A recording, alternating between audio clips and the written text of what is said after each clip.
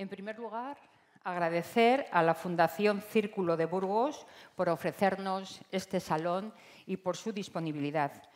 A la Asociación Española contra el Cáncer por favorecer estos encuentros para la formación en cáncer. Y a todos ustedes por estar aquí. En primer lugar, presentaré al doctor Guillermo Crespo Herrero, que muchos conocen porque él ha estado en todas las anteriores sesiones que hemos dado aquí. Él es licenciado en Medicina por la Universidad de Valladolid, doctor en Medicina por la Universidad de Oviedo, especialista en Oncología Médica en el Hospital Universitario Central de Asturias y después de algún que otro periplo, desde el año 2010 forma parte del Servicio de Oncología Médica de Burgos. Miembro activo de varias sociedades científicas, lidera varios estudios de investigación en oncología y en su haber tiene varias publicaciones científicas en revistas de alto impacto.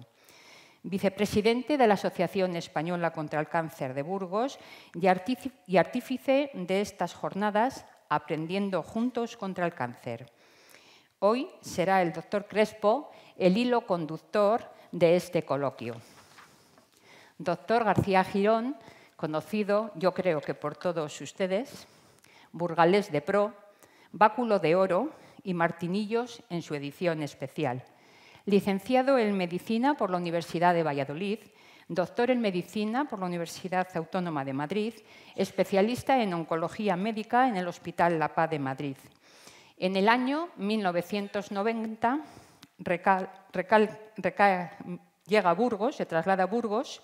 Él es de Huérmeces, yo creo que esto hace algo, y comienza su andadura en el antiguo Hospital General Yagüe, por todos los de aquí conocidos, para hacerse cargo del tratamiento específico de los pacientes con cáncer que hasta ese momento no disponían de un médico especialista en oncología.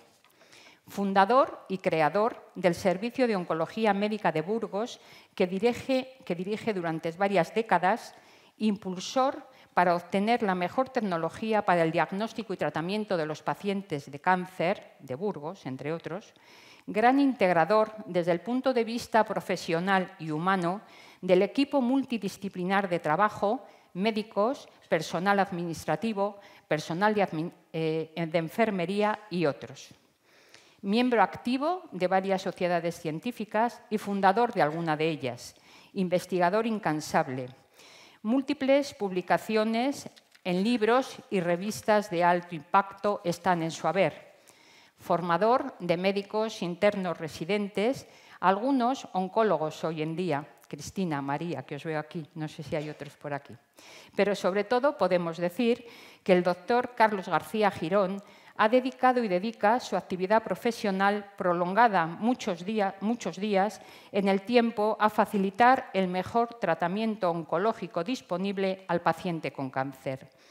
Él nos va a contar su andadura profesional ligada a Burgos. Muchas gracias, cuando quieran. Para todos nosotros hoy es un día muy especial. Ya sabéis que hemos hecho bastantes jornadas en el que estamos aprendiendo sobre el cáncer y hoy yo creo que era una cita obligada repasar la historia del Servicio de Oncología Médica de Burgos. Sabéis que tenemos un ritmo de vida que va muy rápido, tanto en el trabajo, en casa, en todas las historias.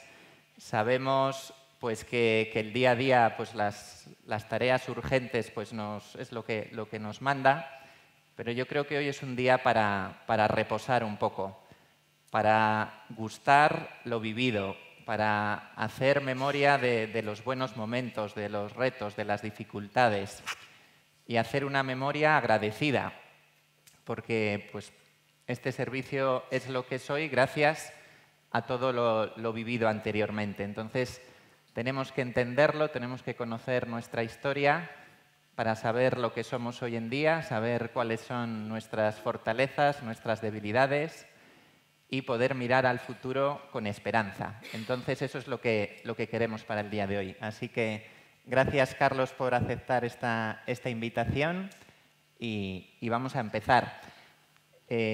Para entender un poco esta historia, tenemos también que conocerte un poco a ti. Yo lo primero que te quería preguntar es que cómo fue tu vocación a la medicina.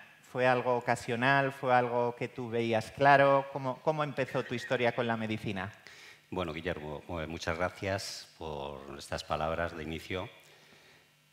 Bueno, especialmente Inmaculada, pero Inmaculada, sabes que tengo 68 años y todo lo que has contado no se puede hacer en 68 años, con lo cual, en tu intento, digamos, de mejorarme, me has prolongado muchísimos años de vida y por eso tengo que decir que solo tengo 68 años y que de estas cosas, pues he hecho algunas, pero no las hubiera podido hacer si no es con la colaboración de mucha gente y fundamentalmente del servicio del que he formado parte. Por tanto, Inmaculada, gracias, pero no exageres. Primera cuestión. Segunda cuestión es que quiero dar las gracias a todos los que estáis aquí. La verdad que me parecéis pocos, pero muy importantes. Creo que todos los asientos que hay... Esperaba encontrar todo esto lleno. La verdad es que es probable que el paso de los años haga que pierda, digamos, prestigio. Pero bueno, yo procuro hacer todos los días el esfuerzo por mantenerlo. Voy a decir, ellos se lo pierden. Quiero que este coloquio, porque no va a ser una charla, porque sí que tengo que contar la anécdota que cuando Guillermo me planteó el venir a hablar, pues él me lo dijo como él es muy, digamos, muy discreto y bueno, trata de no rebasar muchas líneas, no las rojas, ninguna de ellas, ¿no? Entonces me dijo, ¿podrías dar una charla y tal? Pues la vas preparando. Dije, pues sí, digo, la vas preparando. Digo, sí, la doy, pero vete preparándolo. Y dice, ¿por qué? Digo, porque la vas a preparar tú. Porque yo he venido a pelo. Es decir, yo no he preparado nada. Ayer me decía Cristina Bayona, oye, ¿has preparado algo? Digo, ¿pero qué te puedo preparar? Si es que tengo que hablar de lo que espontáneamente, digamos, me acuerde, de lo que me suscitéis vosotros, de lo que me suscite fundamentalmente Guillermo, y yo vengo aquí pues solamente con el espíritu, digamos, más afectuoso, más optimista y más positivo de dedicaros mis mejores palabras, mis mejores sentimientos y mis mejores hechos en el día a día. Sí que quiero que esto no sea un homenaje a mí, porque no estoy en edad de homenajes. Quiero que sea un homenaje para todos los enfermos que estáis aquí, algunos les he visto, para sus familias, para los enfermos ausentes y su memoria, para las familias de ellos, para los enfermos del pasado, los enfermos del presente y los enfermos del futuro. Es decir, este es el homenaje que yo quiero hacer con mis palabras y no sé qué voy a decir porque tampoco sé qué me van a preguntar. Primera cuestión. Segundo, quiero hacer un homenaje a la oncología como una ciencia y un arte de ayudar a los pacientes a sobrevivir primero y a sobrevivir con bienestar. Y esto creo que también pues, surgirá en el curso de la conversación. Y en tercer lugar, quiero que esto sirva de homenaje a todas aquellas personas que son muchas, pero sobre todo son muy importantes, en este caso sí que son muchas, las que de una manera consciente en la mayoría de los casos e inconsciente en otro, han colaborado porque todo esto que hemos hecho, que es mucho, lo digo en nombre de todos, es mucho, no es muchísimo, solamente se ha podido hacer con el estímulo y el esfuerzo de mucha gente. Algunas de ellas están aquí, otros no están porque ya no están en el servicio, pero todas y de todos tengo buena memoria y a todos he considerado colaboradores en primera línea con mi trabajo. Yo quizá pues, he tenido la celebridad de ser más conocido, quizá más que por mi trabajo, por mi forma de ser, porque sé que no soy fácil y te lo voy a demostrar en todo momento. Bien, también quiero que esto sirva, porque al final aquí estamos, porque la Asociación Española contra el Cáncer, de la que Guillermo es un importantísimo colaborador, de lo que tengo fe, de la que Inmaculada es una importante colaboradora, pues esto sirva pues, para que tenga mayor visibilidad, mayor eficiencia. Ellos son pues, la parte sociosanitaria de la oncología. A medida que han ido pasando los años, su proximidad y su, digamos, ayuda es cada vez más evidente y el reconocimiento profesional y el reconocimiento social, pues es evidente a través de vuestra presencia aquí. A mí ya en los últimos tiempos me gusta dedicarles la charla a alguien. Entonces, aquí en primera fila tengo a los residentes. La verdad que soy una persona afortunada, porque estar todos los días rodeado, o sea, los enfermos lo dicen cuando pasamos a las habitaciones, qué suerte tiene usted, ¿no? Yo no hago gala de esa suerte y le digo, no sabe usted, digamos, cómo son. Son todas chicas, guapísimas, pero sobre todo unas médicos extraordinarias y van a ser unas grandes oncólogas. Lo digo por los que ya lleváis 4 años, que vais a cumplir 5, los que lleváis 3, 4, 3, 2 y las que lleváis 2 días. Me alegro mucho que hayáis venido, porque quizá os la debiera dedicar a vosotras dos. A Luisa Fernanda, que no sabe que este es un nombre muy español, es colombiana, y a Nerea, que no podía ser nada más que vasca, porque con ese nombre, aunque el nombre es griego, pero bueno, una vasca romanizada. Entonces, yo se lo voy a dedicar a Inmaculada. Creo que Inmaculada es una de las personas sin las que yo no hubiera podido seguramente haber hecho ni el recorrido de los 34 años que llevo aquí, ni por supuesto haber cosechado los resultados, no digo los éxitos, los resultados que son más importantes que los éxitos que durante tantos años hemos conseguido. Inmaculada es la mujer que más tiempo ha estado al lado mío en mi vida. No me extraña que mucha gente piense que es mi pareja y algunos nos han visto incluso casados, ¿no?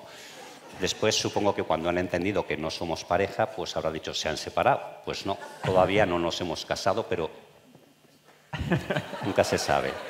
Bueno, pues yo a Inmaculada, que es una persona que ha demostrado, pero sobre todo en los 2 últimos años, que no han sido años especialmente fáciles para nadie, especialmente para ella, de una entereza, de una profesionalidad,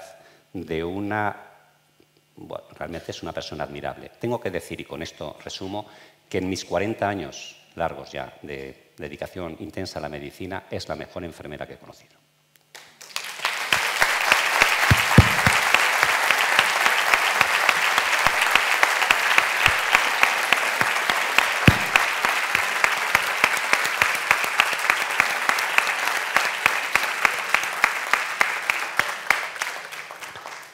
Bueno, pues con esto está, de hecho, lo que es el preámbulo, lo que yo quería decir, lo único que tenía pensado decir. A partir de ahora todo va a ser improvisado. Esto también lo ha sido de alguna manera, pero bien. Me dices vocación. Mira, yo voy a empezar casi como... cuando tenía 15 años yo representé El condenado por desconfiado, de Tirso de Molina. Y entonces había una larguísima, digamos, un larguísimo verso, igual de... no sé de cuántas estrofas, igual 100 y pico, y empezaba: yo nací mal inclinado, como se ven los efectos del discurso de mi vida que referiros pretendo. Bueno, pues yo no nací mal inclinado. Yo fui un niño no deseado, pero muy querido. No deseado porque es lógico, yo era el 10º parto de mi madre. Mi madre tenía 43 años y mi padre 53. Estoy seguro que no deseaban más niños. No, estoy seguro que por lo menos a partir del 6º o del 7º ya no deseaban más, ¿no? Pero, bueno, pues frente a muchas circunstancias vinieron el 7º, el 8º, el 9º y el 10º, que fui yo. Y fui un niño muy querido. Y yo creo que esto lo hago en memoria de mis padres, a quienes siempre les tengo presentes. Evidentemente no viven hace ya muchos años, 68 y 53, pues os ponen en la cifra de 121. Los años que tendría mi padre, y 111 mi madre. Creo que ese es el punto, digamos, de arranque de todo lo que a mí me ha sucedido. Eso y haber nacido en Güermeces. Yo siempre que voy a mi pueblo, cuando salgo de mi casa, pues miro y digo, bueno, aquel páramo, que ya en mi pueblo le llamamos el páramo, pues era lo primero que yo vi. Y el páramo era quizá una representación muy propia, digamos, del espíritu castellano. Te hace ser árido, poco simpático, duro, comprometido, decir, todo lo que allí se hacía suponía esfuerzo.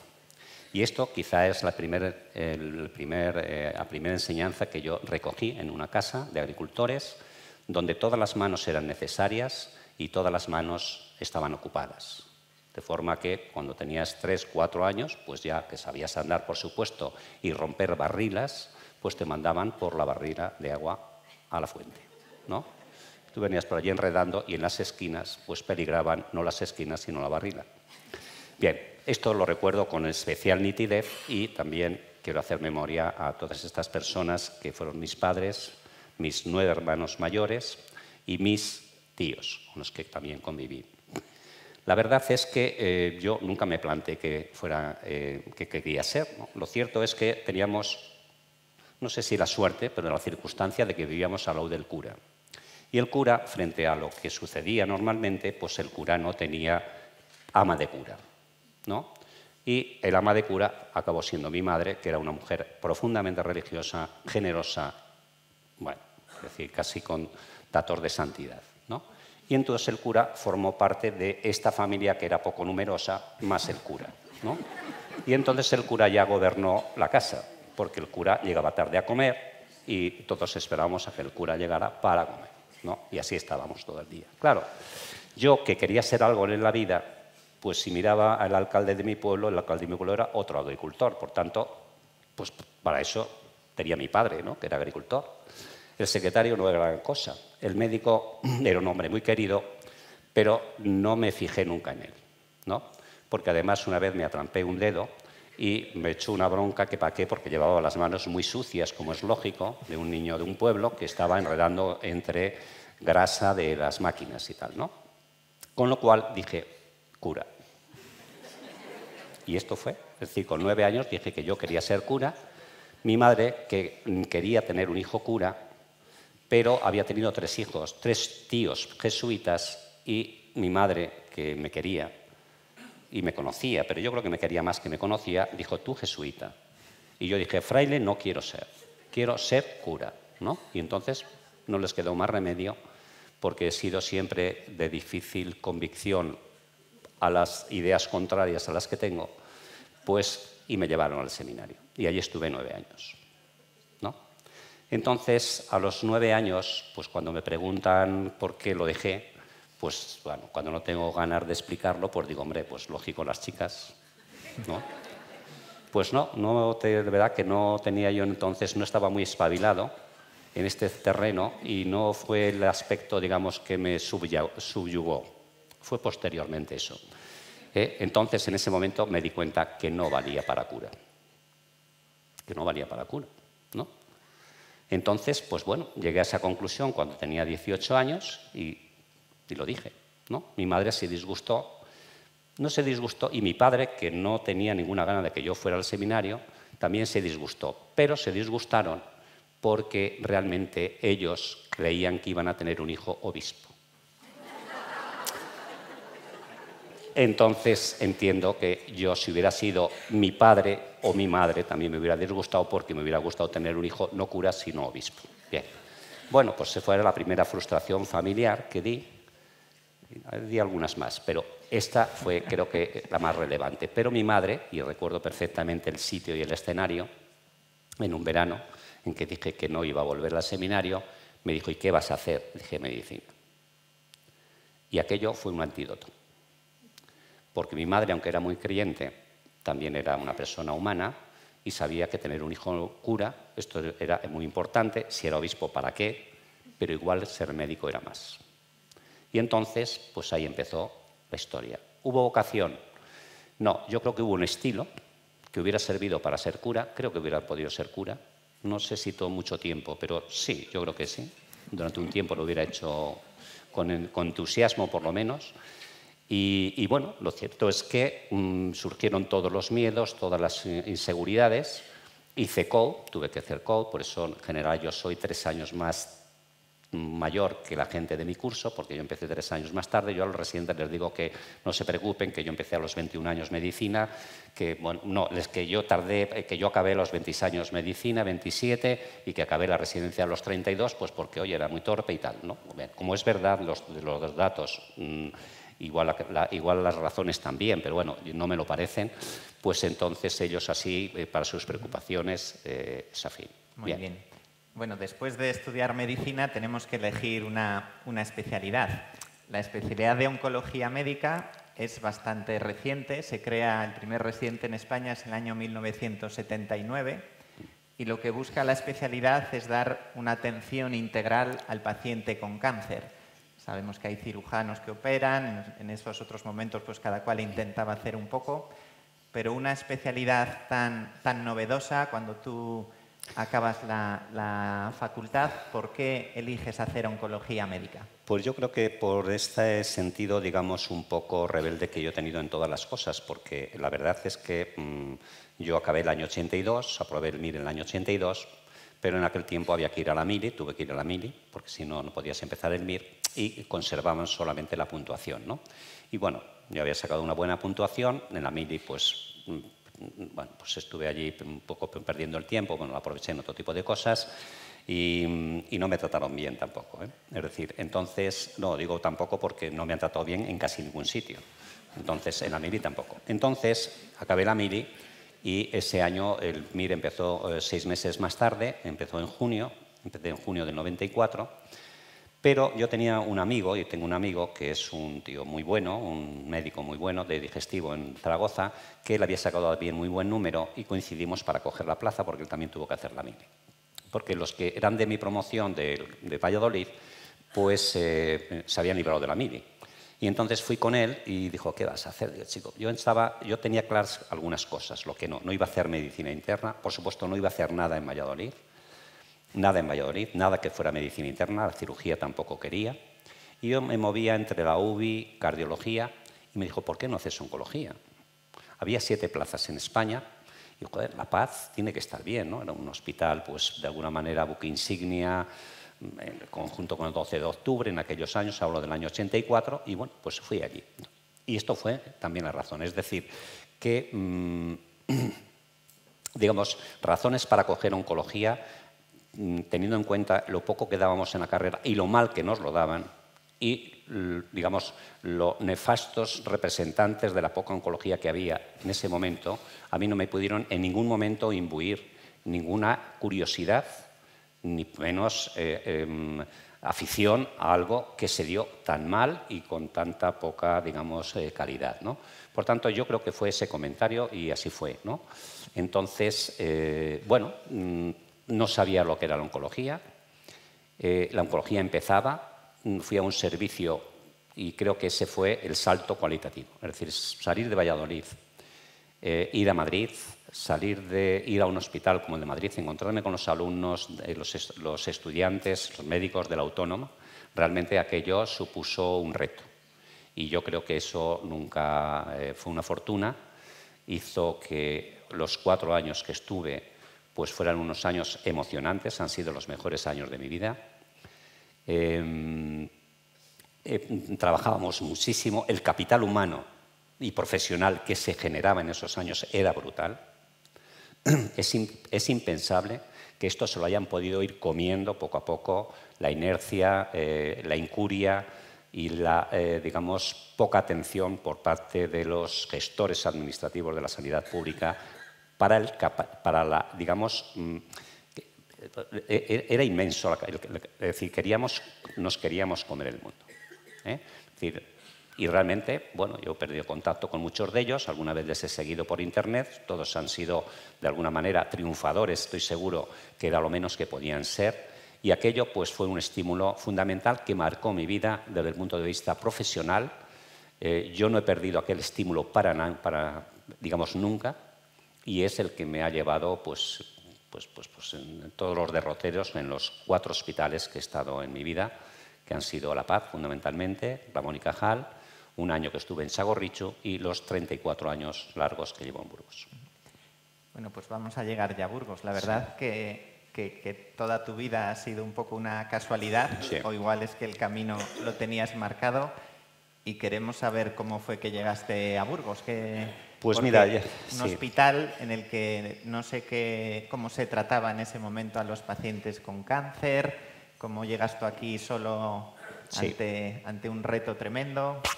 Bueno, pues yo llegué a Burgos también sin querer. O sea, yo nunca pensé en Burgos porque cuando yo digo que soy de Huérmeces no es porque sea importante Huérmeces, que lo es, sino porque soy de pueblo, que es más importante todavía, ¿no? Y entonces en aquel tiempo de pueblo éramos paletos para los de la ciudad. Entonces, una cosa aquí clara. Los de pueblo teníamos incluso una fisonomía diferente, teníamos un flequillo y cuando llegábamos a la ciudad enseñábamos los dientes, ¿no? Y por eso nos llamaban paletos, ¿no? Y los de la ciudad pues eran chicos más bien finitos, no tenían los coloretes que nosotros teníamos, las piernas las tenían más delgaditas que nosotros, eran blanquitos y tal, ¿no? De forma que, bueno, pues yo nunca pensé en Burgos, aunque lógicamente no renunciaba ni he tenido nunca nada en contra, al contrario, ¿no? Bien, yo llegué aquí por razones afectivas, ¿eh? Yo estuve en Vitoria un año, bueno, quemé todas las naves, las personales y las profesionales, y entonces pues me pasó como a Hernán Cortés. Dije, pues aquí no queda más remedio que tirar para adelante. Y hubo dos elementos emotivos y afectivos que me trajeron a Burgos. En aquel momento vivía mi madre, tenía ya muchos años, vivió 2 años más desde que yo vine y yo consideraba que tenía la obligación en sus últimos años, en que ella era una mujer que estaba pues ya muy debilitada, pero con una cabeza perfecta y relativamente angustiada, pues por el final de su vida y el final de sus energías, pues estar próxima a ella. Ese fue un capítulo muy importante y ese nunca me arrepentiré. Fueron 2 años que, bueno, creo que por lo menos esa fue mi intención y creo que mereció la pena, y mucho. Y después yo tengo 2 hijos, en aquel momento vivían en Vitoria y estaba a la suficiente distancia para no estar en Vitoria y a la suficiente distancia para estar cerca de Vitoria.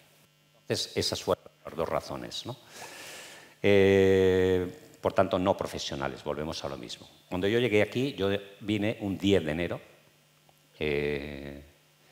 y bueno, pues llegué, me contrataron y realmente cuando yo fui viendo el hospital, pues me produjo una tristeza inmensa, una cierta rebeldía. No podía entender que Burgos tuviera un hospital tan degradado, pero en todos los aspectos, salvo excepciones, que lo podía ir viendo y conociendo. De forma que me encontré con un político que no voy a nombrar y me lo encontré donde se encontraba todo el mundo entonces, que era en Ojeda. Y dije, oye, Burgos no puede tener un hospital, o sea, Burgos no se merece tener este hospital, ¿no? Bueno, en aquello de que allá apelas, pues no sé si habría rezado por el hospital, pero lo cierto es que digo, bueno, voy a apelar aquí a quien pueda hacer algo, ¿no? Bueno, estoy seguro que pues aquello dijo, pues otro tanto, vamos a decir, no me hizo ni caso, ¿no? Y tal. 3 meses después llegué a la conclusión de que Burgos tenía el hospital que se merecía. Y esto es difícil de explicar y no lo voy a explicar. Lo van a explicar los hechos posteriores. Entonces es cuando yo entendí que las cosas no te las hacen los políticos, no te los hace la gente que no puede hacerlo, sino que tú, en este caso yo, que tenía el privilegio de haber estudiado, de tener una carrera, de tener una profesión y de tener un reconocimiento social que te lo dan de antemano, porque ya el hecho de que seas médico te permitía pasearte por Burgos, incluso con celebridad, esto es verdad, del año 90.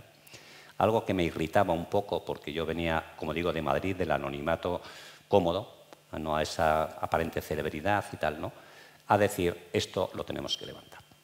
Y este quizá fue el salto, este pasar de decir Burgos tiene un hospital que no se merece, a Burgos tiene el hospital que se merece, con los matices que se le pueda dar, hizo que quizá yo tuviera una revelación del compromiso de médico y de médico con compromiso social de hacer que no solamente la especialidad, sino el propio hospital fuera algo relevante y fuera uno de los grandes valores que Burgos tiene, y a ello he dedicado, pues yo creo que el 80% de mis horas vigiles y también no vigiles de mis 34 últimos años. Y desde un punto de vista pues, práctico o técnico, ¿qué podíais hacer o qué podías hacer con los pacientes en esos primeros años o a tu llegada? Sí, realmente el hospital era un desastre. Esto es un tema que es así, no pretendo con ello ofender a nadie, pero vamos, es decir, incluso a los que discrepan, tengo la memoria suficiente como para, digamos, convencerles de que era un desastre. Un desastre hasta desde el punto de vista humano. O sea, se entraba por la puerta y no se saludaba al celador, por ejemplo. A las señoras de la limpieza ni te miraban porque no esperaban que las miraras y menos que las saludaran, ¿no? Es decir, que me parecía algo inaudito. O sea, no sabía ni dónde había llegado, ¿no? No podía quejarme tampoco porque es que era burgalés. Al fin y al cabo dices, oye, ¿qué coño eres tú, ¿no? Es decir, que entonces, bien, que el hospital de recursos tenía una tecnología mínima, experiencia en el mundo de la oncología no tenía nada, no se sabía qué era un oncólogo. Me confundían, por ejemplo, con medicina nuclear, que a poco tiempo vino medicina nuclear. Dice, oye, ha venido un compañero tuyo, o sea, medicina nuclear, pero propios médicos y tal, ¿no? Entonces sí que había una serie de personas en cada servicio que iba haciendo la oncología. Esta gente tenía mucho mérito, pero lógicamente tenía muchísimas carencias de recursos y de conocimientos. Bueno, esta gente, muchos de ellos, la mayoría, no todos, pero sí la mayoría, pues se pusieron en colaboración conmigo, pasaron los enfermos y yo me fui encontrando poco a poco con muchos enfermos, con muchísima dificultad y sin recursos. De forma que, como ya empezaba yo a dar guerra, pues entonces empezaron, oye, tú no ves enfermos, tú tienes que ser consultor. Lo decían en lenguaje castellano, consulting, ¿no? Y entonces decía, oye, para ser consulting me quedo en casa, yo tenía teléfono y me vais contando los casos y según me los contéis, pues yo os voy respondiendo y mientras tanto, pues ya está, ¿no? Es decir, yo soy un clínico, yo soy una persona que ve los enfermos, que toca a los enfermos y que convive con los enfermos. Por tanto, este es el mérito que yo tengo y esto es lo que yo tengo que desarrollar, ¿no? Bien, esto creaba muchos problemas. Creaba problemas porque yo cada vez pedía más, cada vez trabajaba más y cada vez, lógicamente, conseguía más cosas, pues en contra de muchísimas voluntades. También tengo que decir con algunas ayudas.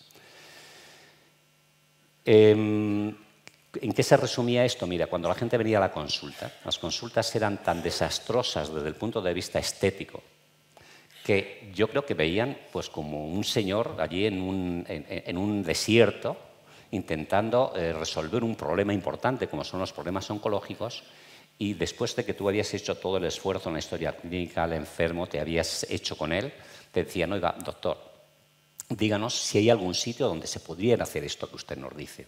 Porque ellos no podían concebir que en este marco se pudieran hacer estas cosas. Esta idea que yo te transmito, esto que te comento, sin entrar en detalles, era lo que los familiares de los enfermos decían constantemente. Por ejemplo, el tema de la información. El tema de la información era algo de lo que se oía constantemente y tenía más consultas con los familiares del enfermo antes de verle para que usted no le diga que no lo que tiene. De forma que incluso había médicos, y no pocos, que no mandaban a los enfermos a oncología para que no se enteraran. Es decir, era un estado que a veces me recuerda esa situación de ese estado de primitivismo que García Márquez cuenta en 100 años de soledad. Es decir, las cosas eran tan iniciales que no tenían nombre. Y entonces, para denominarlas, las señalábamos con el dedo. Es decir, estábamos pues como en periodo casi de Atapuerca, ¿no? Es decir, desde un punto de vista, y voy a ser duro, pero porque quiero ser, digamos, real. Es decir, profesional y humano. Es decir, Burgos tenía un hospital que no se merecía, porque yo siempre pensaba que la ciudadanía podría no estar a la altura de otro hospital, pero merecía un hospital para que tirara de ella y realmente, digamos, vieran cosas de excelencia. Y esto es lo que conseguimos, pues, 22 años después. Bueno, ahí han pasado ya, has dado un salto, sí, un salto muy grande. Ya llegaremos, sí. No se puede contar todo, pero... Sí, fue una época dura, fue una época en que yo, por ejemplo, los primeros 5 años no cogí vacaciones, en los 5 años primeros. Bueno, la gente no lo entendía. Digo, oye, ¿qué vas a hacer en vacaciones? Me preguntaban, pues ver los enfermos. Pero, hombre, si tal, ¿no? Es decir, si tú asumes una responsabilidad y este enfermo es tuyo, no tienes a quién pasárselo. Por tanto, si no hay nadie más, tú tienes que seguirlo viendo. Esto lo hice en ese momento, ¿no? Y estoy feliz de haberlo hecho porque creo que todo fue excesivo, pero a veces creo que fue necesario para llegar donde hemos llegado. ¿Tú en algún momento visualizas decir en 10 años, en 20 años podemos conseguir esto, seremos tantos oncólogos?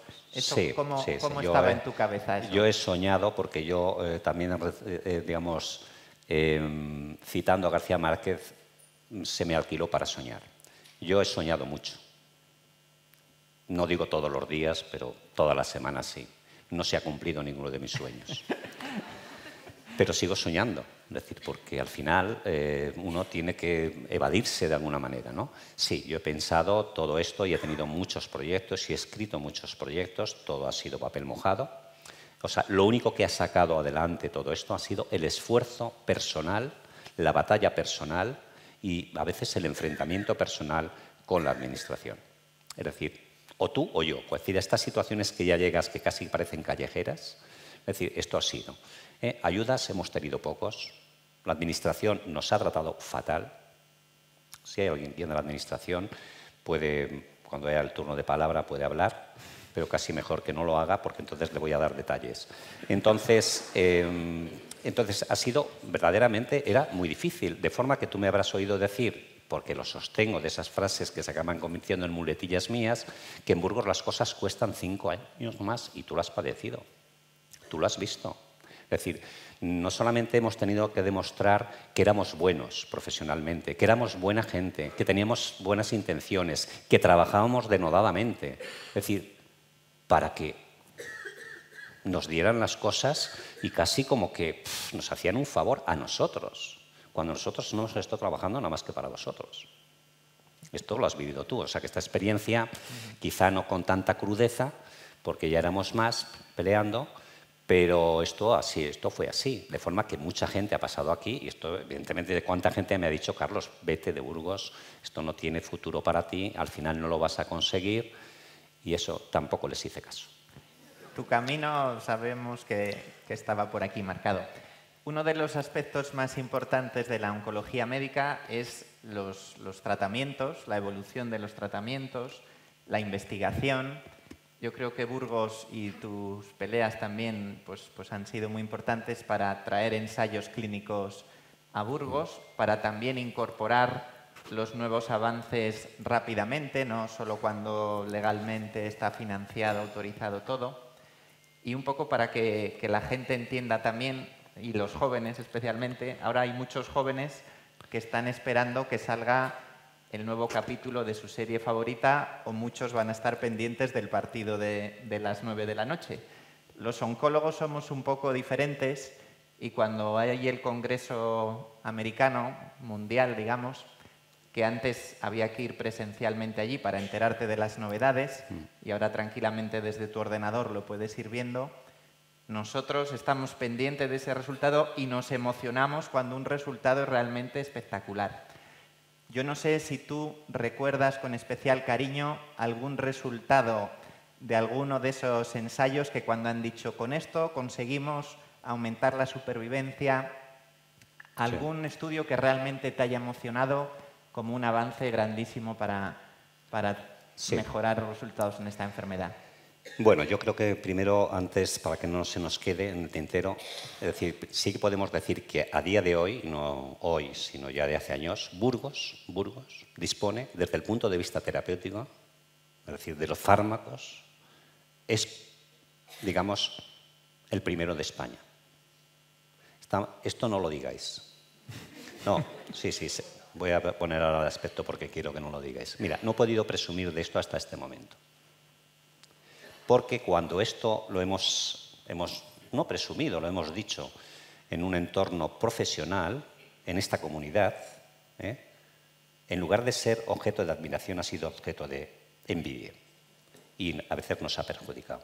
Esto no es labor solamente nuestra, que hemos peleado para ello, sino también de un hospital, que aunque yo he dicho que la administración, no he dicho quién, en este momento, la dirección médica y la gerencia es muy favorable a este aspecto y nos ayuda, sin ellos no sería posible, y el servicio de farmacia, que es vital en este aspecto y que es un gran colaborador. Lo digo porque esto es una labor, como digo, de equipo, y hoy Burgos, cualquier enfermo tiene a su disponibilidad, siempre que el oncólogo crea que ese es el mejor tratamiento, aunque sea el último y no esté incluso todavía autorizado, entre comillas, lo puede recibir. Eso no ha sido una casualidad. Eso ha sido algo que ha hecho que, como yo digo a veces a los residentes, hay que tener una oncología imaginativa. O sea, un oncólogo no puede ser alguien que está esperando el resultado para que ese resultado diga, oye, es espectacular. Después la Agencia Española del Medicamento diga, pues oye, la Agencia Europea ya lo ha aprobado, ahora nosotros lo vamos a analizar, estamos en pelea con el laboratorio a ver qué precio le ponemos, y 3 años después dice, ya lo tenéis. Porque en esos 3 años han pasado miles de pacientes que no lo han podido recibir. Y entonces, en este aspecto, nosotros, y tú eres testigo, nos hemos adelantado a todas estas circunstancias y hemos ido siempre delante incluso de los resultados de la investigación. Porque esto, aunque puede parecer heterodoxo, sí es heterodoxo, pero es que solamente en la heterodoxia se avanza. Porque lo demás, pues es el mundo de las ovejas. Pues va esta para acá, pues van todas para allá. Pero si tú no te saltas la valla, al final, digamos, el tiempo pasa y los enfermos no esperan y no pueden esperar. En lo que comentas de datos, mira, en 40 años que llevo en esto, esta mañana que estábamos en la radio, yo te he dicho que yo habré aprendido 3 oncologías, o 4, o 2, o 7, no lo sé. Es decir, ha sido un continuo.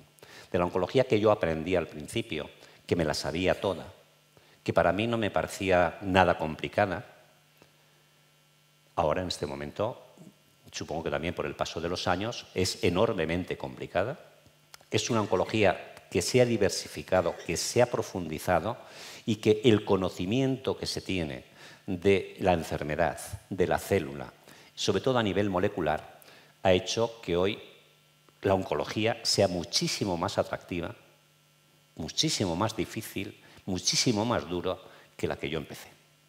Por tanto, he tenido el premio, después de tantos años, de estar en una especialidad que enamora. Ayer, digamos, venían unas chiquitas que yo siempre les digo, un poco intencionadamente, decir, oye, pero ¿vais a poder con esto? Es decir, estáis a tiempo de dejarlo y tal, ¿no? Es decir, si lleváis 1 año, 2 años, no es tanto, bueno, 2 años empezáis otra cosa, hacer rehabilitación o cosas de estas y tal. Digo, esto de la oncología es muy duro y todos unánimemente dicen, no, esto lo podemos con ello. Y yo no sé el reto que habrá en el futuro, pero no va a ser menos de los que, digamos, yo he vivido. Es decir, la oncología es enormemente complicada, es enormemente exigente desde el punto de vista del estudio, del conocimiento. Hay que pasar muchísimas horas estudiando, hay que estar atento a todos los avances que van surgiendo. Por eso, lógicamente, los servicios ya se tienen que dividir por patologías porque es inabarcable, digamos, toda la cantidad de información y porque todo eso hay que aplicarlo. O sea, no podemos quedarnos en una entelequia de decir, bueno, esto es muy interesante, pero mañana voy al enfermo y le pongo el fármaco de hace 10 años. Esto no puede ser, esto es una inmoralidad, ¿no? Entonces, bueno, yo creo que este ha sido el fundamento del Servicio de Oncología de Burgos y este es el fundamento de una oncología que, digamos, una oncología ética, una oncología bien profesionalizada y una oncología imaginativa. O sea, yo no entiendo un oncólogo que esté esperando a que le diga un don nadie, simplemente que lo han colocado allí para decir, no, es que si ese señor no ve el enfermo, ese señor no siente, digamos, la sangre, digamos, de la enfermedad. Es decir, nosotros somos los tutores de los pacientes. Nosotros tenemos que defender a los pacientes en todos los aspectos. Les tenemos que defender frente a todo lo que no ayude a que ese paciente viva más, a que ese paciente viva mejor. Entonces, hitos, muchos, Guillermo, pero como serían muy profesionales, pues qué sé yo, por ejemplo, todo lo que es la medicina de precisión, el año 2000, junio del 2000, cuando sale el Gleevec, ¿no? Es decir, ahí realmente con un carcinoma que yo había tratado algunos, son poco frecuentes y que no había conseguido nada y que de buenas a primeras, joder, es decir, que responden, que se curan. Bueno, eso fue un paradigmático. El Gleevec es el imatinib, lo digo porque hay sí, algún porque paciente hay enfermos, que ha tenido alguna que eso fue un impacto, espectacular, es decir, que ahora aquí en la sala. Es decir, esos son conceptos, es decir, el tema de la inmunoterapia, es decir, Guillermo, el tema de la inmunoterapia es el presente y es el futuro, es decir, esto va a curar cantidad de enfermos que ya curamos. Es decir, bueno, quiero decir que ha sido duro, sí, pero enormemente satisfactorio. Nosotros no somos masoquistas. También hay pacientes que están vivos después de muchos años con inmunoterapia en la sala, así que también nos alegramos por ellos. Y otro de los temas por los que has peleado mucho también es por tener la mejor tecnología al alcance de nuestro día a día, porque aunque no sea algo propio dentro del servicio, pero los servicios con los que colaboramos hemos avanzado en medicina de precisión, mejores diagnósticos de imagen, y eso ha sido una de tus grandes peleas. Bueno, yo creo que ha habido un punto de inflexión ahí, que a veces tengo la sensación de que no ha sido suficientemente exaltado como correspondía y que además ha supuesto, bueno, pues un descrédito político muy importante para mí, que lo llevo con muchísima gallardía, ¿eh? Es decir, que fue el nuevo hospital. El nuevo hospital, esto se inaugura, se empieza en 2012, pero realmente cuando el nuevo hospital, digamos, se crea en la mente de quienes lo, digamos, pensamos y lo peleamos y lo dirigimos, fue el 30 de junio del año 1999. Ni la oncología se hubiera podido desarrollar, ni ninguna de las especialidades que actualmente hay en el hospital se hubieran podido desarrollar si no tenemos un nuevo hospital.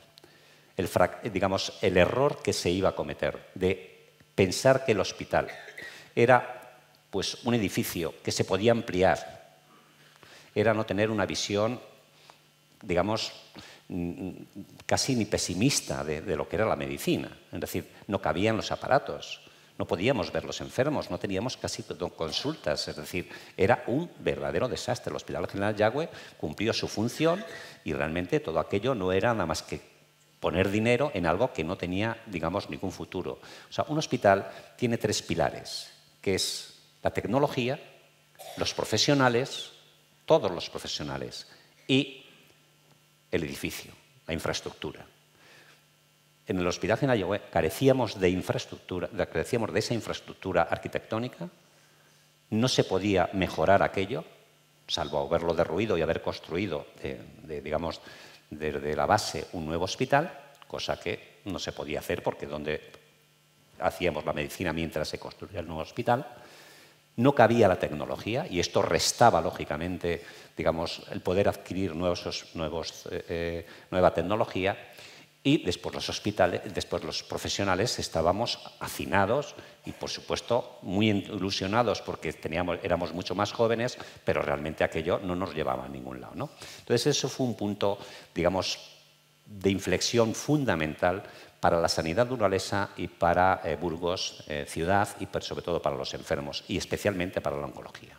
Es decir, eso yo lo viví muy de cerca, yo me impliqué hasta el extremo que fui expedienteado, entonces ese tipo de cosas que se saben, pero bueno, es decir, esto lo viví hasta con alegría en aquel momento, o sea que podéis pensar ahora, ¿no?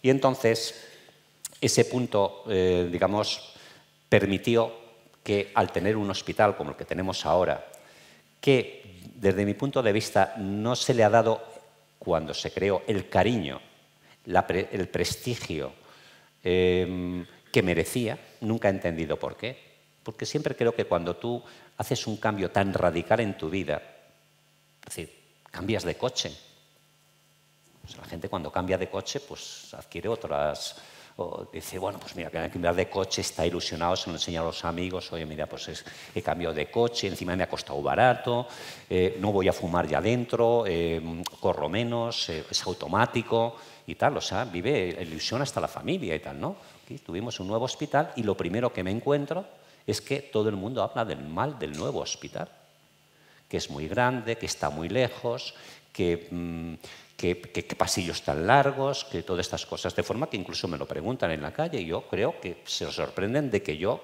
sostenga lo contrario. No porque piensen que yo no sostengo lo contrario, que es lo que habitualmente hago, sino que en este caso argumentara y tuviera razón, ¿no? Bien, creo que con el paso del tiempo, pues la gente lo ha ido aceptando, no sé si convenciéndose de que es un gran hospital. Nos lo tienen que decir fuera, mira, solamente esto es una anécdota. Cuando estábamos en plena pelea contra toda la administración, Aznar de presidente del gobierno, que aquí en Burgos estuvo y tuvo que decir: Burgos tendrá hospital si lo necesita, añadió esa coletilla, pero, por supuesto, no se fue, digamos, a los trigos. Hubo un nuevo hospital. Bueno, pues sí, bueno, lo que quería decir, sí, que no quería acabar esto, no, la anécdota ahora ya volverá, pero lo cierto es que tenemos un... sí, es lo que quería decir, estábamos en plena faena, o sea, es decir, a veces la gente no es consciente del hostigamiento que tuvimos, de las amenazas que sufríamos, porque realmente este hospital no nació de ninguna voluntad política, nació de una voluntad ciudadana y profesional. Y esto es un tema que creo que no supimos sacarle, digamos, la esencia de lo que realmente había, porque había entonces un grupo de profesionales no muy numeroso, pero sí muy comprometido, que estaban dando una revolución sanitaria en Burgos, entre los cuales me incluyo. Es decir, aquí sí que no hago ningún ejercicio de humildad, es decir, hago un ejercicio, digamos, de verdad. Entonces, debiéramos haber tutelado hasta la propia construcción del hospital y hasta la propia apertura del hospital y el estilo de este hospital. Que cuando yo hace 3 años lo dije a la consejera, que es de mi curso, y que sí que tengo que decir que era muy, digamos, aplicada, porque estaba siempre en la primera fila de las clases al lado de los catedráticos,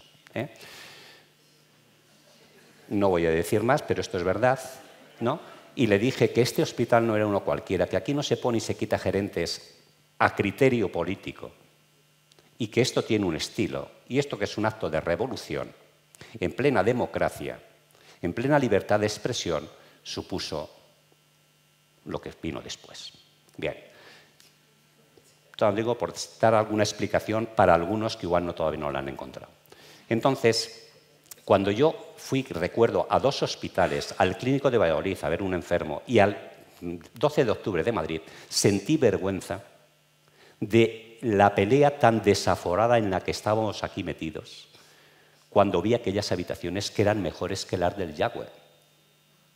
Y entonces comprendí que cada uno tiene lo que quiere. Porque nosotros nos habíamos embarcado en una pelea, vamos, digamos, una pelea, era un pugilato aquello, ¿no? Y lo ganamos. Y realmente otros que tenían un hospital en peores condiciones estaban tan conformes. Y yo sentí en ese momento decir, no nos estaremos pasando. No me convenció que estuviéramos pasando. Seguimos adelante. Bien, entonces, quiero decir que este es un hospital que perdió esta, digamos, esencia, y entonces hoy es un hospital magnífico desde el punto de vista arquitectónico, desde el punto de vista tecnológico. También tengo que decir una cosa para que no nos engañemos. Yo soy un gran defensor de la sanidad pública. He dedicado mis mejores momentos de mi vida a la sanidad pública. Solo creo en la sanidad pública en este momento. Pero tengo que decir que el hospital de Burgos, y lo he ido entendiendo poco a poco, que me ha costado, tiene la tecnología que tiene gracias al tema del concierto. Si no, nunca hubiera Valladolid dotado a Burgos de 3 TAC, de 2 resonancias, de una PET. Esto no lo esperéis bajo ningún concepto. Lo digo porque a veces cuando hablamos, incluso confundimos los términos, decimos, bueno, pero es que es privado. No, no es privado, es público, que tiene una parte concertada con entidades privadas, pero que tienen el compromiso y cumple de renovar esa tecnología. De forma que el Hospital de Burgos es, diríamos casi, en esta comunidad, digamos, odiado por el resto de los hospitales de la comunidad porque goza de todo esto. Entonces, no seamos nosotros los catetos que encima no seamos conscientes de que tenemos lo mejor ni nos arrepintamos de tenerlo. Y censuremos, supongo que inconscientemente, digamos, estrategias, digamos, de gestión que claramente le han beneficiado al hospital.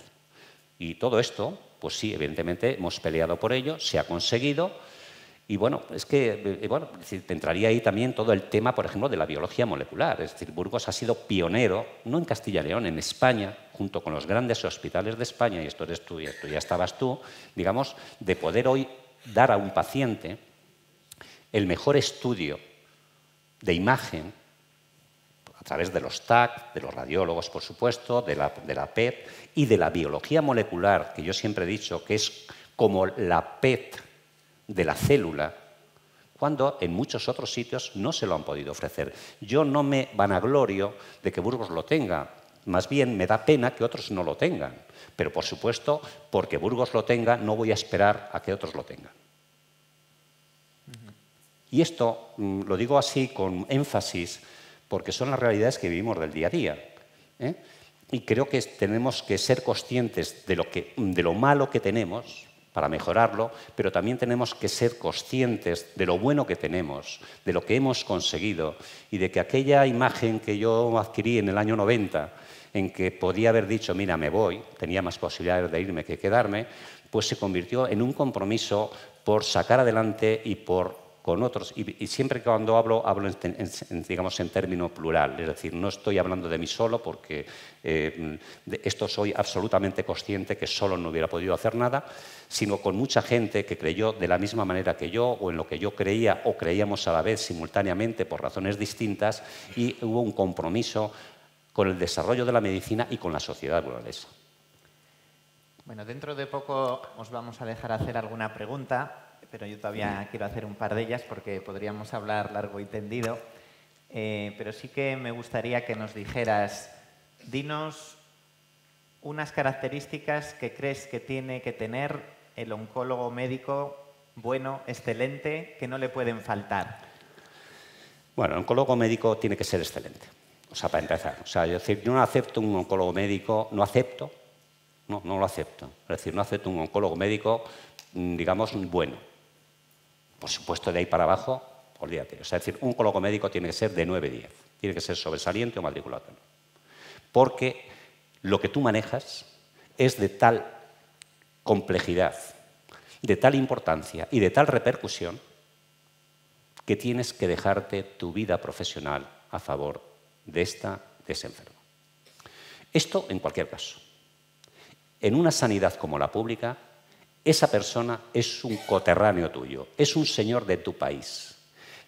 Lo digo porque este es un aspecto que en mi vida profesional y personal ha tenido mucha relevancia. Es decir, las cosas no las hago porque soy así, también porque soy así. A veces no me queda más remedio que hacerlo y me tengo que aguantar. Pero lo cierto es que la salud ha sido siempre un bien valioso en todas las culturas y en todas las civilizaciones. En la actual es más todavía. Y además costoso. Tenemos la suerte en España de tener una sanidad pública. Esa sanidad pública supone que nosotros somos obreros de los ciudadanos, que tenemos el privilegio de ser contratados por la empresa más grande que tiene España, que es la sanitaria, que somos pagados, creo que bien, y que nos da incluso prestigio social, lo cual es bueno para nosotros, para nuestras familias y para nuestro desarrollo de la profesión. Es bueno ir con autoestima alta, porque se necesita, y además hay que levantar la autoestima de los pacientes. Entonces, yo siempre pienso que como nací en Güérmeces, si hubiera nacido 1000 kilómetros más abajo, voy a preguntar a alguna de las de aquí. O sea, César, ¿dónde hubiera nacido? Si 1000 kilómetros más abajo de Güérmeces, ¿dónde te sitúas? No, hubiera sido más abajo, hubiera nacido en Marruecos. Con todo el respeto, sería marroquí en este momento. Un marroquí en el año 55 era muy improbable que llegara a ser médico y que llegara a ser oncólogo. Por tanto, esto me lo ha dado el haber nacido en este país. El haber ido a una universidad que es el efecto de los recursos y de los impuestos de mis padres, de mis abuelos, de los tuyos, de los vuestros. Y tengo la fortuna de que una vez que me formo, tengo recursos para atender a mis propios conciudadanos, para poderles devolver, digamos, con mínimo sentido, aunque solo sea de agradecimiento, todo lo que yo he conseguido. Tanto yo soy un privilegiado. Sí, habré hecho el esfuerzo, pero un privilegio. Entonces, desde ahí, no tengo que tener nada más que un sentido de agradecimiento y de reconocimiento hacia mis propios conciudadanos. En este caso, además, burgaleses. Pues pues miel sobre hojuelas. Es decir, yo soy burgalés, pues estoy con los míos, ¿no? Entonces, desde ese punto de vista, creo que es como se debe entender la medicina. Y la oncología, yo a veces lo comento con los residentes, es decir, tú piensas que eres oncólogo en Móstoles, ciudad dormitorio, con cantidad de gente inmigrante, en condiciones de penuria, que cuando tienen un problema de este tipo, el primer problema casi no es el sanitario, no es la enfermedad, sino el sociosanitario. No tienen recursos, no tienen apoyo, a veces familiar, porque están solos, porque igual tienen el resto de la familia en sus países de origen. O sea, te cuenta la cantidad de... Es decir, tú estás en un medio incluso mucho más estable, más solidario desde este punto de vista, porque tiene más recursos, más cohesionado, ¿no? Entonces, bueno, todo esto hay que ser consciente. Es decir, la salud no es una entelequia, es algo que sucede en una persona que tiene un entorno vital que se repercute enormemente. Entonces, si tú te vas a dedicar a esto y tienes tu vida garantizada desde el punto de vista económico, desde el punto de vista social, desde el punto de vista cultural, hombre, por Dios, es decir, y te lo pagan además, trabájalo, esfuérzate y sé el mejor para esa persona. Por tanto, no acepto 8, no acepto 7, ni 8,5. O sacas un 9 o sacas un 10, porque esto es de obligado cumplimiento. Y este es el estilo que yo me impongo y el estilo que yo he exigido. Y tú lo sabes. Bueno, yo voy a hacer ya la última pregunta y así os doy paso. ¿Cómo ves el futuro de la oncología? La típica pregunta, ¿cuándo crees que vamos a poder curar el cáncer? Digo, el 95% de los cánceres.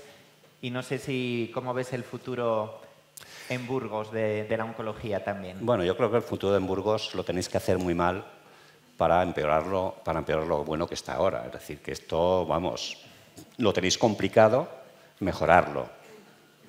Lo tenéis complicado, ¿eh? Pero seríais unos traidores, digamos, a la esencia de la oncología si no mantuvierais al menos el nivel que tiene. Estoy convencido que en Burgos la oncología no es un problema. Afortunadamente no es un problema. Es decir, creo que lo podemos decir orgullosos.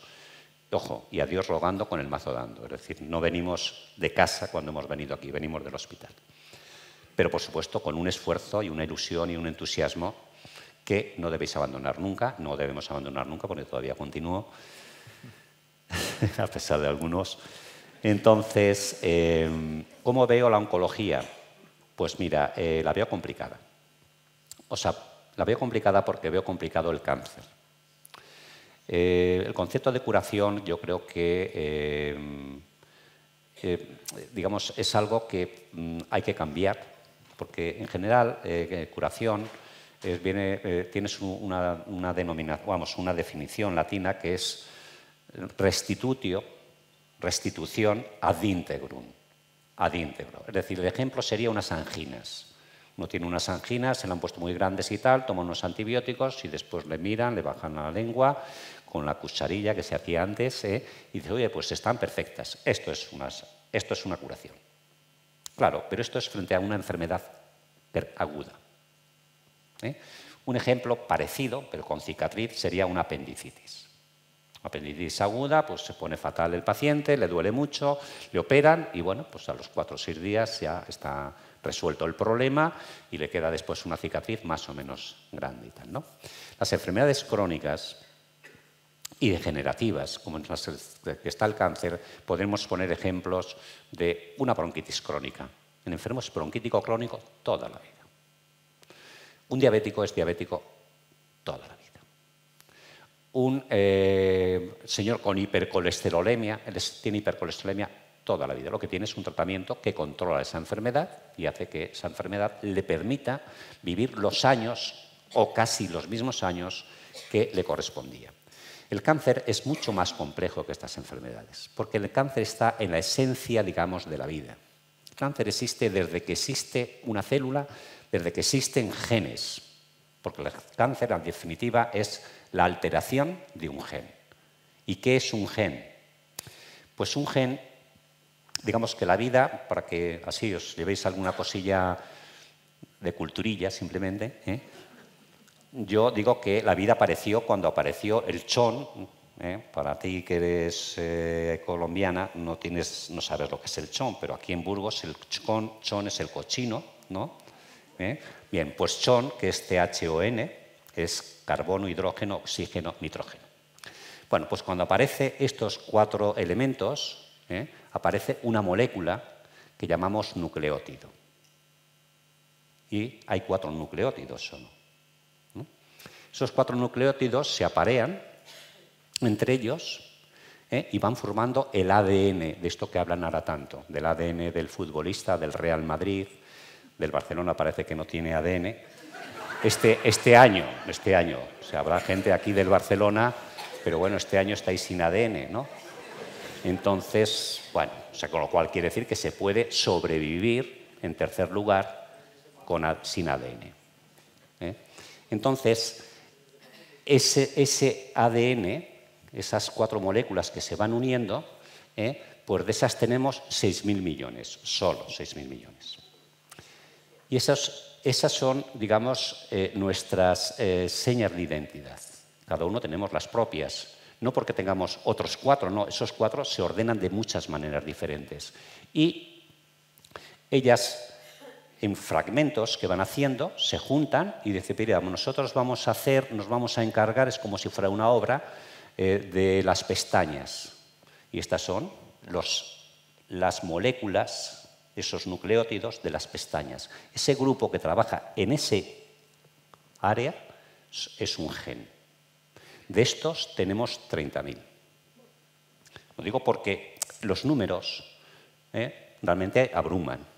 Tenemos 30.000. Y estos somos nosotros. Y después, ¿cuántas células tenemos nosotros, un ser humano? ¿Cuántas células pensáis que podemos tener? Pues tenemos 30 billones de células, billones. Un billón es 1 millón de millones, 30 billones de células. Pero además no estamos solos. Nos acompañan 40 billones de bacterias. Es decir, somos como si fuéramos toda la población mundial juntos, con su personalidad cada uno, con su raza, con sus matices. Y este es un organismo que de buenas a primeras se enloquece porque alguien de estos grupos, es decir, un grupo, el de las pestañas, el del color de los ojos, el del ritmo cardíaco, el de la proliferación de una célula que tiene que renovarse cada 3 días y ahora se renueva cada 2, dice que ellos no aceptan al conjunto. Y ahí viene el independentismo, que es la base del cáncer. No, ya estabais pensando mal. La base del cáncer. Bien. Reconstruir la armonía que exige una población de 80 casi billones de células, esto hoy por hoy es casi como hablar del universo. A veces cuando leemos de esto yo la verdad que tengo que ir tomando nota porque los ceros son inconmensurables, o sea, no sabe uno ni leer. Por tanto, esta es la complejidad que estamos tratando. Y tenemos que ver los oncólogos la enfermedad desde ahí, porque desde ahí es de donde mejor se entiende. Y el avance de la medicina y de la oncología ha sido fundamentalmente por esto, porque los investigadores moleculares y los oncólogos después hemos ido entendiendo qué es lo que pasa. Yo a los residentes siempre les comento que esto lo tienen que aprender, porque la percepción que tú tienes de un enfermo, desde el gen que tiene alterado, o genes, desde la imagen del TAC o de la PET, eso, digamos, te da, digamos, recursos de individualidad para ese paciente y adaptar mejor tus tratamientos hacia esa persona. Entonces, hay que ser experto, no digo un experto máximo, pero en todos estos caminos. Y eso exige un esfuerzo de estudio, de preparación y de comunicación muy importante. Y creo que esto es una suerte, Pero la oncología no está hecha ni para débiles ni para vagos. O sea, es así. O sea, la oncología está hecha para superhombres, que van a ser médicos, y los oncólogos tienen que posicionarse con la máxima ética profesional, porque la enfermedad es un reto, y es un reto la biología que sustenta la enfermedad, y solo por ese camino, que es en el que yo he andado con máxima satisfacción, es el camino que nos va a llevar a resultados, pero complicado. Curarse, yo tengo hoy por hoy, no soy muy optimista en la curación. Creo que se está controlando, lo que estamos haciendo es que vivan más tiempo, que tengan tratamientos que son mucho mejor tolerados, que tengan adaptación a... Vamos, es decir, todo esto lo estamos consiguiendo, en algunos casos hay curaciones. Y si me vas a preguntar qué es lo único que me he preparado, ¿cuál es el futuro? Voy a decir 3 cosas solamente, porque habría muchas más y con esto no quiero cansaros porque quiero que habléis vosotros. Digamos, pondría la tecnología, es básica la tecnología. Lo que nos ha hecho a los médicos importantes es la tecnología. Tenemos que hacer un ejercicio de humildad porque somos buenos porque tenemos muy buena tecnología. Que sí, que nos exige estudiar más, pero no seríamos tan buenos si no tuviéramos tan buena tecnología. Por tanto, esto es algo que es mérito de otros también. Por tanto, desde ahí un cierto ejercicio de realismo y de humildad. Bien, tenemos que apostar por una mejor tecnología, que es la que nos desvela todo este misterio, digamos, de la célula. Y este es un camino que evidentemente va como un tiro, es decir, ahí vamos a tener muchos resultados. Segundo, la inmunología. La inmunología está por hacer. Yo leí hace poquito que, bueno, pues hablaban como que estábamos ya en una etapa avanzada. No, yo creo que la inmunología está empezando. Creo que la inmunología, que es enormemente complicada, va a depender de una tecnología que todavía no ha llegado.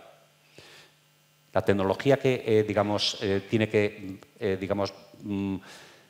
ver la inmunología es una tecnología enormemente compleja en la que va a cumplir una función muy importante la inteligencia artificial.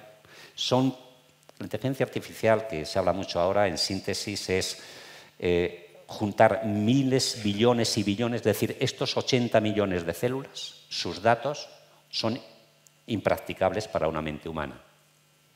No podríamos, digamos, manejarlos. Que tengamos máquinas que sean capaces de manejar toda esa cantidad de datos y sacar conclusiones que no seríamos capaces, ni en tiempo ni en capacidad de sacar, y que sobre esas propias conclusiones, que a su vez son datos, puedan a su vez elaborarlos, con todo ese vértigo que puede dar, decir, oye, que van a sacar ideas y conclusiones superiores a las de que yo soy capaz. Ojalá llegue ese momento, porque si es una cuestión de ideas, probablemente necesitemos esas máquinas que nos den ideas a las que no somos capaces de llegar.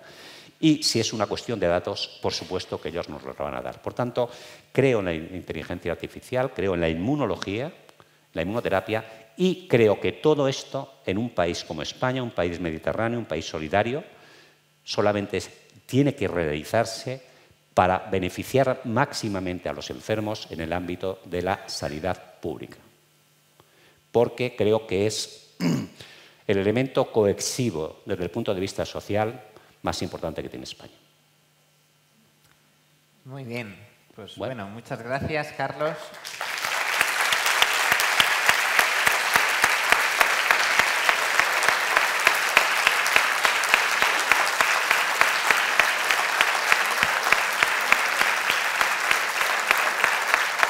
Pregunta, está llegando el micro, un segundo, que así podemos escuchar todos. Perdón, pido de antemano. Es que quiero abreviar y no sé si me va a ser posible. Quería manifestar tanto agradecimiento, tanto constancia de lo que vale esta persona que me falta mucho tiempo. Y para abreviar simplemente voy a decir, cuando a mi hija la diagnosticaron un cáncer, yo le dije, mira, a ver si puedes ir a otro sitio que te pueda estar mejor tratada o con más ventajas y demás. Me manifestó muy convencida. Estoy en las mejores manos como médico, como persona, como todo, y no cabe duda que tenía toda la razón. No quiero extenderme más porque hay muchísima gente que quiere hablar, pero es que estoy tan satisfecha de haber oído no le conocía la faceta tan amplia que tiene este doctor. 1 millón de gracias, 1 millón de reconocimiento y ojalá mucha gente cumpla su ejemplo. 1 millón de gracias.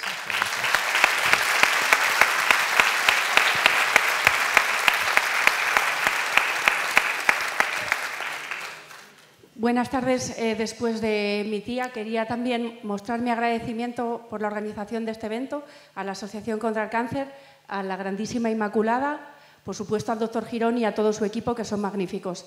Coincido también con mi tía. Y como usted ha mencionado García Márquez y la vida es sueño y esas cosas, usted tiene sueños que no se han cumplido. Y yo tengo pesadillas muy grandes. He oído la cifra de 68 y se me ponen los pelos de punta. Díganos, por favor, que se va a quedar muchos años con nosotros.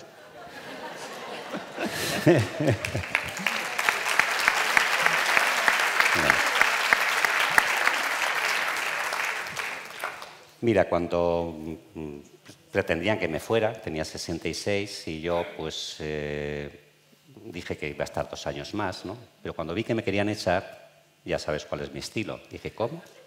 Voy a seguir. Entonces voy a estar hasta los 70.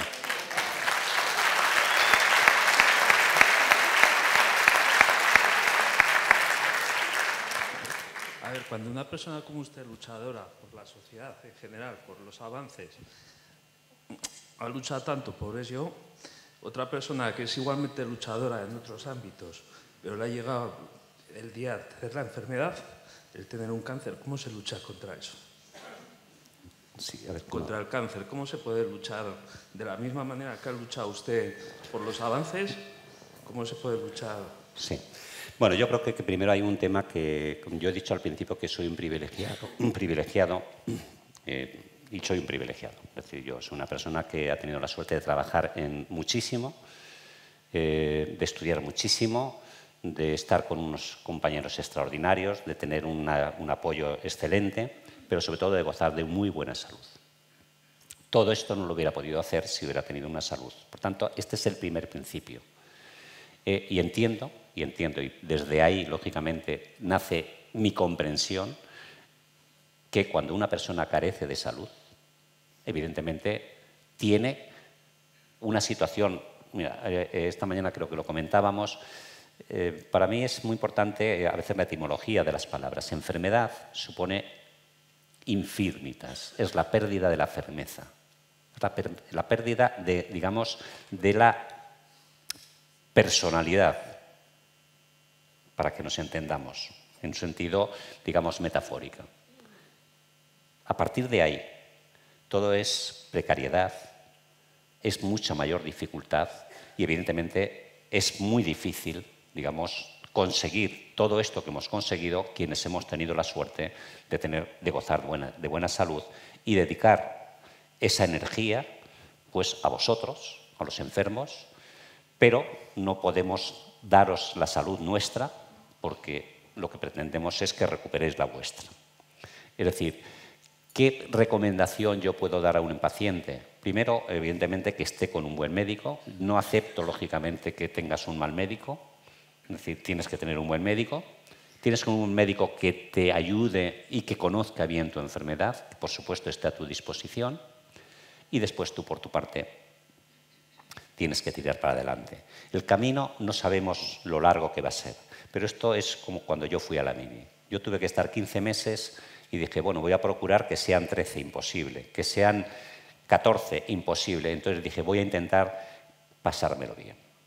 Voy a intentar, bueno, pues estar entretenido, leer, adquirir pues algunas amistades, salir por Madrid, porque lo hice allí, y estas cosas hizo que los 15 meses fueran un poco mejores. Pero entiendo la limitación y a veces la desesperación, pero somos conscientes y empatizamos con esa situación, no tengas la menor duda. Cuando os vemos en la consulta, no solamente os vemos cómo estáis físicamente, sino también cómo estáis emocionalmente. Y lo tenemos en cuenta.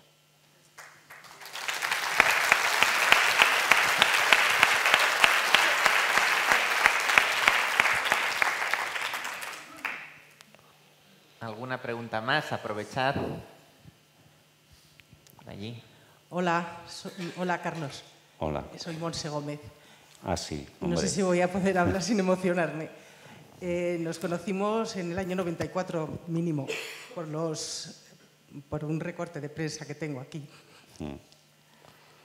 Un recorte de prensa que hace unos años busqué porque me lo pidió Pilar, que también recordarás. Y bueno, y luego, ¿quién me iba a decir a mí que unos meses después iba a recalar en la consulta de oncología con un adenocarcinoma de pulmón? Bueno, tú me decías en el año 94 que en ese año habíais tratado... espera que lo busque. Yo recuerdo también aquella primera planta del Hospital General Jaume, por la que pasé algunas veces para hacerte alguna entrevista con los enfermos en los pasillos recibiendo quimioterapia, que yo recuerdo que te pregunté cómo decías, es que no hay otro sitio, pero por lo menos la reciben.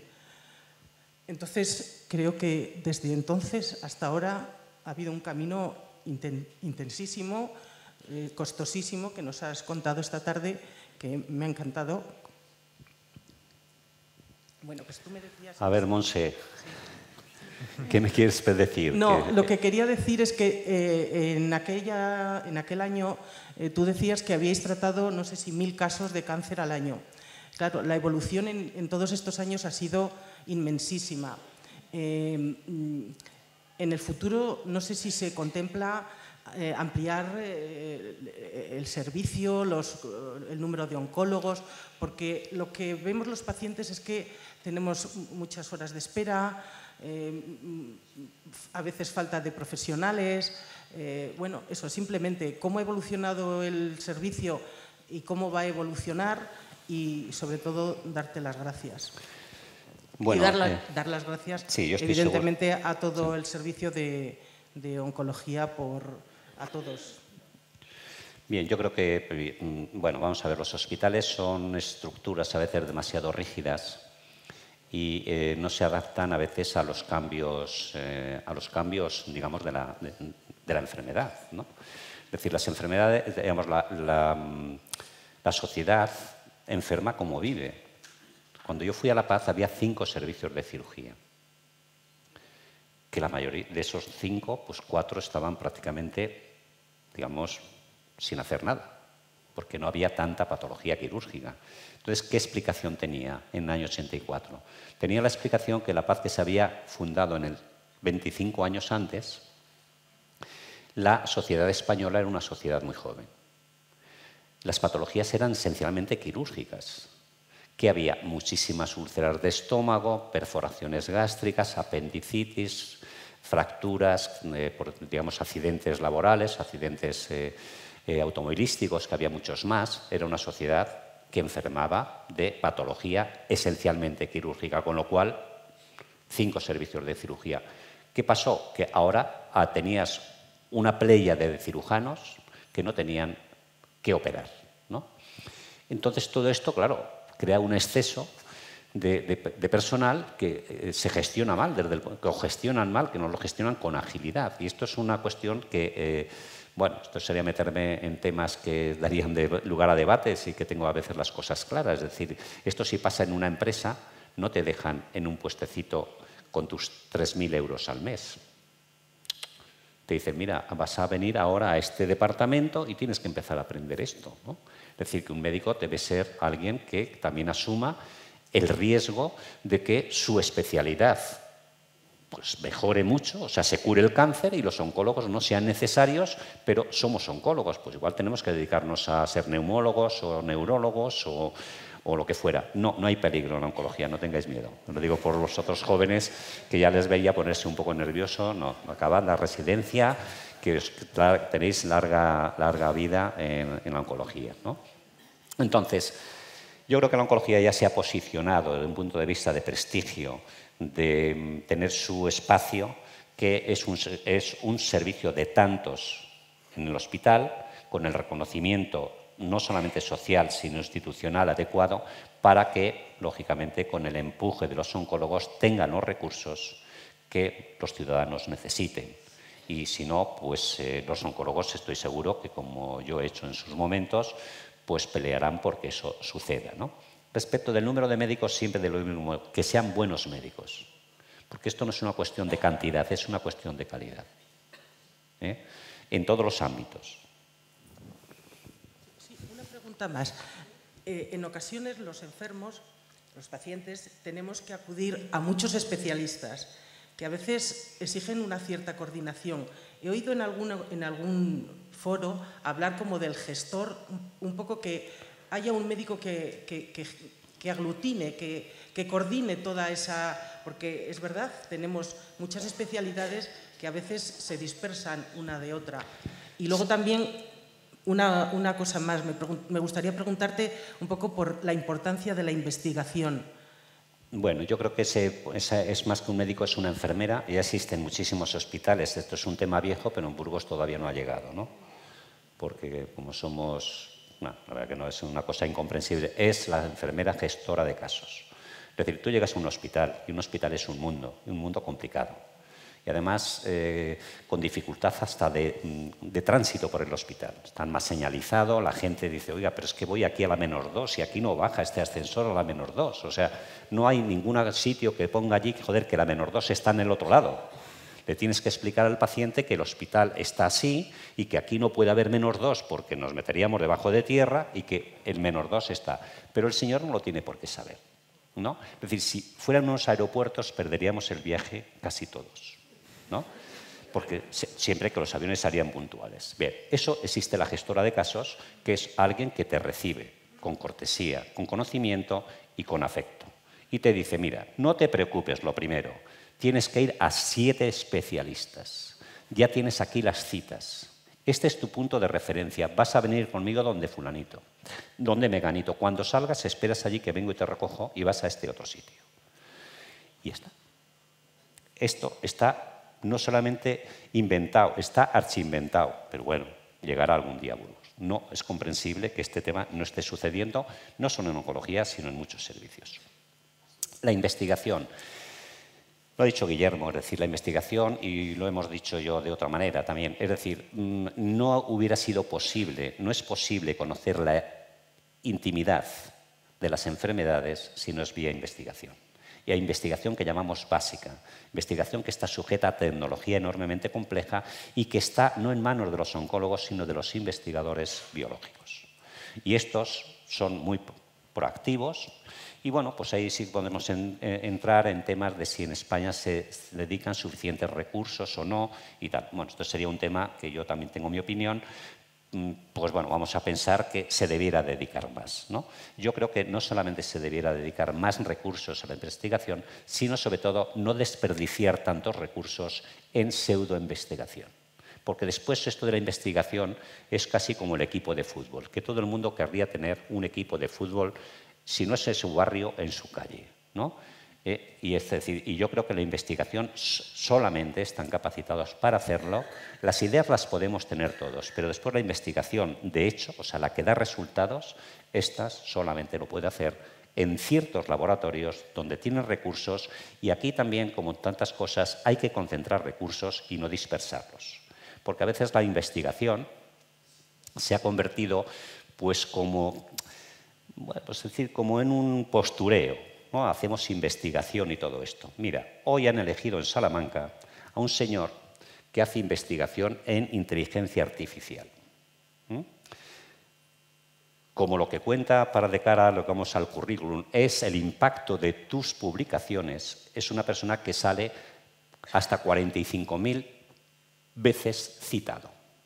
A través de la inteligencia artificial ha conseguido que sus artículos penosos sean muchas veces citados, y ahí está, esto es investigación. Luego, ojito, Universidad de Salamanca, 40.000 estudiantes. Es decir, que esto que es un delito, desde mi punto de vista, no digo una inmoralidad, la inmoralidad en España hace ya tiempo que no se castiga, solamente son los delitos, ¿no? Entonces yo creo que esto está en el ámbito del delito. Esto se llama investigación, ¿no? Yo creo que la investigación tiene que centrarse en sitios muy específicos, muy bien dotados, y ahí es donde hay que concentrar recursos humanos, recursos tecnológicos y recursos económicos. Y con esto he dicho hasta más de lo que quería. Bueno, yo creo, Carlos, que estamos muy a gusto, pero que también hay un momento en el que hay que cortar. Así que una vez más, pues darte gracias por esta tarde tan preciosa que hemos pasado. Un momento yo creo que único para todos. Y darte una vez más las gracias pues, por todos estos años de entrega, por tu generosidad, por tu trabajo, por tu excelencia, y que seguiremos disfrutando de ti pues, el tiempo que quieras, y que bueno, yo te iba a decir que igual tienes que seguir hasta que curemos el cáncer, pero ya después de lo que nos has dicho, hasta los 70 creo que está bien. Bueno, eso es lo que yo pretendo, pero vamos a ver si se empeñan en que no. Es decir, yo lo voy a pelear, y sí, mi deseo es ese, y yo creo que mi deseo es estar hasta mientras yo me sienta útil. Es decir, mientras yo, digamos, sienta la ilusión de ver los pacientes, venga por la mañana cansado a veces, pero diciendo, bueno, tengo un reto, y me encuentre con que además el reto es mucho más importante y que eso no me venza y que no me importe pues dedicar más tiempo a eso y un esfuerzo y renunciar pues a otras cosas que no renuncio, porque esto me parece que siempre es lo más importante. Mientras esto pues sea un poco la línea, pues es una línea para mí, como digo, esforzada pero muy satisfactoria. Como digo a los residentes, yo he trabajado muchísimo, he hecho jornadas continuadas y años enteros de más de 16 y 18 horas diarias, de lo que me siento orgulloso y sobre todo, como les digo a ellos, he sido inmensamente feliz. Entonces, desde esta perspectiva y desde esta satisfacción, pues no puedo estar nada más que agradecido a los enfermos, que han sido quienes han reconocido fundamentalmente este esfuerzo, quienes siempre me han dicho gracias, a quienes han estado cerca y han tenido la sensibilidad de verlo, y a la sociedad burgalesa, que creo que puedo decir, sin ningún orgullo, en el sentido, digamos, de soberbia, que en los últimos 34 años soy el burgalés más querido, sí, más querido y más agasajado que ha habido, no habiendo pertenecido ni al mundo del deporte, ni al mundo de la política, ni al mundo de la cultura, sino simplemente al mundo de un despacho, una consulta y un hospital, donde he desarrollado mi vida profesional, como digo, con plena satisfacción. Por tanto, desde ese punto de vista, no puedo estar más agradecido, y yo he pasado un rato muy agradable. Y bueno, pues es que estaría diciendo gracias todo el tiempo, porque es que ha sido, digamos, el espíritu que me ha asistido durante todos los años que llevo en Burgos. Si no, no hubiera podido aguantar. Muchas gracias, Carlos.